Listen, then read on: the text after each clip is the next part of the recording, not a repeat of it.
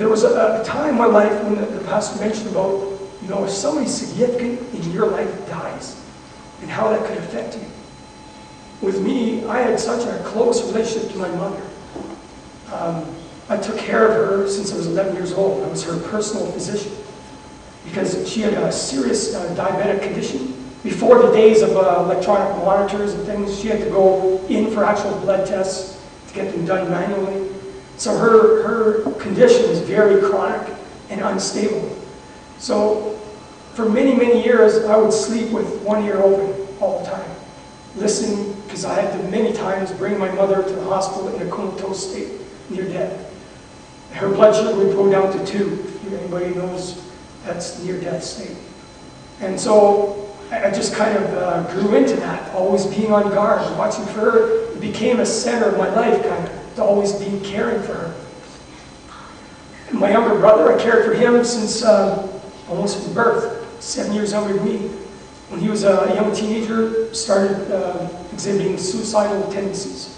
But many times I had to bring him to the hospital. I should say many, 2 or 3 times in a comatose state from suicide attempts. So I was a caregiver in my family. My dad separated from my mom for a number of years until I was about 17 after my grandfather died. So when my mother died, it was I look back at it now and I think God set it up this way to really have more of an impact on me. Because it seemed that many times she almost died and she'd always come through.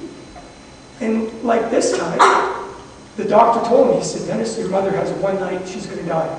By tomorrow she's probably not going to last." So I went in and I saw, she was in very serious shape and kind of in a comatose state. But early in the morning, I was with her all night.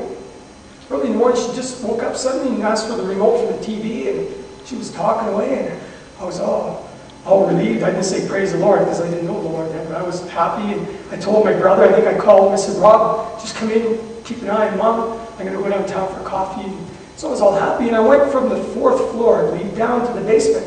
As I got to the basement in the elevator, I heard Dr. Hackey, code, whatever it was. They were caught, and he walked right by me. I said, "Oh, doctor," I said, "my mom's doing much better."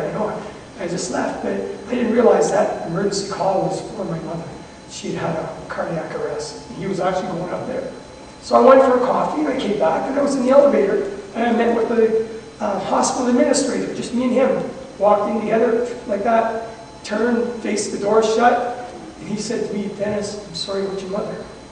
I said, "Oh, no," I said, "she's doing much better, Then all of a sudden, I saw his face drop. He just looked down at the floor and didn't say nothing. And I had a strange feeling. He didn't have to say anymore. When the doors opened up, a lady who was my boss's wife, she knew me since I was 11 years old, bringing my mother in. She met me and she was weeping right up the elevator doors. That was such a shock to me because I had expected my mother to recover, but she didn't. And I went into a deep, deep depression. I couldn't handle that. I really blamed myself, because I had taken care of her for so long. And I couldn't come out of this depression. It was around Christmas time, it was December 6th, and I never went back to work.